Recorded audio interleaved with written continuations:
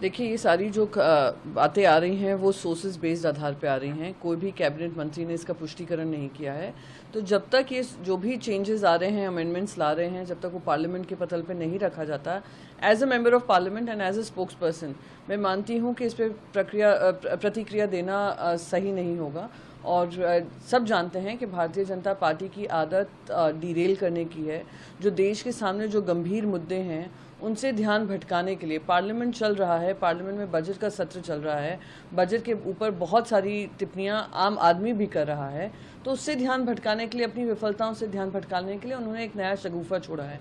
तो जब तक ये पार्लियामेंट में नहीं आता है मैं इस पर कोई किसी तरीके की टिप्पणी नहीं दूंगी। All India Muslim personal law board ने भी इस पर वो उनकी सोच होगी, वो उनकी प्रतिक्रिया है, मैं इस पर भी कोई टिप्पणी नहीं करना चाहूँगी, क्योंकि AIM-PLB का इसके संबंध में जो भी विचारधारा होगी उससे ना तो हम वाकिफ़ हैं, ना हम उससे राजनीतिक कोई निर्णय ले सकते हैं। संविधान के दायरे में रहना बहुत महत्वपूर्ण है। इसी के चलते सुप्रीम कोर्ट ने महाराष्ट्र के गवर्नर पे क्या टिप्पणी की थी वो देश जानता है। आज दुर्भाग्य इस बात का है कि कॉन्स्टिट्यूशनल पोजीशन जो है उसको भारतीय जनता पार्टी उसका इस्तेमाल कर कर राज्य सरकारों को काम नहीं करने दे रही, खास करके वो सरकारें जो विपक्ष में हैं। महाराष्ट्र का तो सुप्रीम कोर्ट ने बाकायदा कहा हुआ है, वेस्ट बंगाल में भी हमने देखा है, केरला में भी हम देख रहे हैं, तमिलनाडु में भी देख रहे हैं किस तरीके से उनकी सरकारों को मजबूर किया जाता है, उनके कानून नहीं पास करते हैं, उनके डिसीजंस पे बैठे रहते हैं और फिर इस तरीके के आरोप प्रत्यारोप लगाते हैं। जी, असम के CM उनके मुख्यमंत्री को कोई केंद्र में सीरियसली नहीं ले रहा है और ना ही असम के हिंदू उनके साथ खड़े हुए हैं। जिस तरीके से वो इररिस्पॉन्सिबली कमेंट्स करते हैं, इररिस्पॉन्सिबल भड़काऊ स्टेटमेंट्स देते हैं इस उम्मीद में कि किसी तरीके से वो एजेंडा सेट कर पाएंगे, वो उसमें विफल हो पाए जा रहे हैं। इसलिए ना केंद्र सरकार में उनकी सुनवाई, ना राज्य सरकार के लोगों पे जनता का भरोसा। तो कोई भी टिप्पणी दें उस पर हमारी टिप्पणी करना मैं मानती हूँ कि आवश्यक नहीं है। जी, प्रशांत किशोर पढ़े लिखे हों या 10वीं फेल हों, जब तक जनता की सेवा ना करना जानेंगे तब तक जनता की सेवा नहीं हो सकती है, ना बिहार का उद्धार हो सकता है। बहुत सारे IAS अफसर आए जिन्होंने बहुत पढ़ाई की पर क्या किया, भ्रष्टाचार की वजह से जेल में है। और 10वीं फेल की आप बात करते हैं, बहुत पढ़े लिखे लोग भी देश के खिलाफ काम करते हैं। तो वो एक नई पार्टी लेकर आए हैं, एक नया एजेंडा लेकर आए हैं। वो खास उस समय पे अपनी पार्टी लॉन्च कर रहे हैं जब JDU और RJD का घमासान होने वाला है, बिहार में चुनाव होने वाले हैं। तो वो उनकी प्रतिक्रिया होगी। पर ये मानकर चलना कि सिर्फ पढ़ा लिखा ही आदमी देश को आगे बढ़ा सकता है और जो कम पढ़ा है उसको समझ नहीं है, ये बहुत ही गलत बात होगी और दुर्भाग्यपूर्ण होगा। इतिहास गवाह है देश का कि जो लोग कम पढ़े लिखे हैं, अगर उनकी देश सेवा और देश को आगे बढ़ाना उनका मन है, अपने राज्य को आगे बढ़ाना उनका मन है, तो आगे बढ़ाकर ही रहेंगे। तो ये इस तरीके के दुर्भाग्यपूर्ण स्टेटमेंट शुरुआत में ही मैं मानती हूँ कि गलत है। जी, मायावती ने आरक्षण प्रणाली में बदलाव किए। जो निर्णय लिया गया है सुप्रीम कोर्ट के द्वारा लिया गया है और जो जजमेंट है उसका मायावती जी विरोध कर रही हैं और वो कह रही हैं कि उसको चेंज करना चाहिए।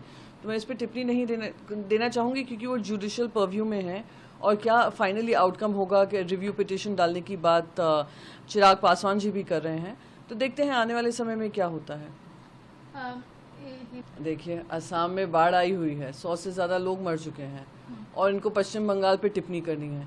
यानी आप समझ सकते हैं कि भारतीय जनता पार्टी का मानसिक दिवालियापन कितने हद तक गिर चुका है, कितना कम हो चुका है कि वो अपने राज्य की ना बात कर अपने राज्य में ध्रुवीकरण फैलाएंगे और दूसरे राज्य पे टीका टिप्पणी करेंगे।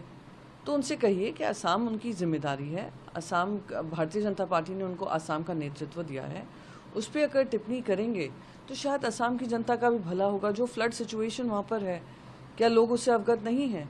क्या लोग उससे, असम के लोग उससे परेशान नहीं हैं जो वो दूसरों पे टीका टिप्पणी कर रहे हैं? जी, चांदीवाला आयोग। देखिए, देवेंद्र फडणवीस वो बुझे हुए कारतूस हैं जो जान चुके हैं कि अब उनका महाराष्ट्र में की राजनीति में कोई अस्तित्व नहीं रह गया है और वो आज उनका जो मुखौटा था वो देश की जनता के सामने आया है, महाराष्ट्र की जनता के सामने आया है, जहां वो अनिल देशमुख जी पे दबाव डाल रहे थे कि वो एफिडेविट साइन करें कि किस तरीके से उद्धव बाला साहेब ठाकरे जी पे आरोप लगा सके, आदित्य ठाकरे जी पे आरोप लगा सके और मुख्य जो उनके विपक्षी नेता हैं उनको किस तरीके से फंसाया जा सके। तब जाकर अनिल देशमुख जी को वो क्लीन चिट दे देते। अनिल देशमुख जी ने ये करने को मना किया, वो जेल में रहे और कानूनी तरीके से, क्योंकि ना तथ्य था ना सत्य था उनको जेल में डालने के लिए, इसलिए उनको रिहा किया गया। खुद अनिल देशमुख जी ऑन रिकॉर्ड बता रहे हैं, उन्होंने नाम तक दिए हैं कि किसके थ्रू ये दबाव डाल रहे थे। आज देवेंद्र फडणवीस जी से पूछे, गृह मंत्री भी हैं महाराष्ट्र के, वो क्यों इस रिपोर्ट को उजागर नहीं कर रहे हैं? क्योंकि सच्चाई ये है कि उस रिपोर्ट ने भी अनिल देशमुख जी को क्लीन चिट दिया है। अनिल देशमुख जी का कोई इसमें लेना देना नहीं था। जिस तरीके से एक षड्यंत्र महाविकास अघाड़ी के खिलाफ बनाया गया, और उसके जो मैं कहती हूँ जो डायरेक्टर थे और प्रोड्यूसर थे वो खुद देवेंद्र फडणवीस जी थे। वो जानते हैं कि वो एक्सपोज हो चुके हैं बुरी तरीके से, तो अब जो भी एक्सप्लेनेशन दें जनता उनके साथ जुड़ी नहीं है। जयराम रमेश, इस तरीके से जब बच्चे अपना एग्ज़ाम देने जाते हैं, उनकी एंट्रेंस एग्ज़ाम की फ़ीस होती है। एंट्रेंस एग्ज़ाम कर फिर कैंसिल हो जाते हैं, फिर रीशेड्यूल हो जाते हैं। तो वो जो कॉर्पस बन रहा है, वो कॉर्पस एनटीए को और मजबूत करने के लिए नहीं बन रहा है।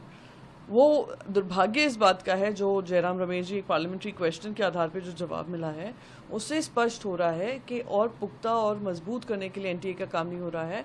और बार बार जब हम अकाउंटेबिलिटी केंद्र सरकार से मांगते हैं एनटीए की, क्योंकि एनटीए एक act of parliament of India नहीं था, एक कैबिनेट डिसीजन के माध्यम से ये बनाया गया था, तो उसकी अकाउंटेबिलिटी तय होना ज़रूरी है।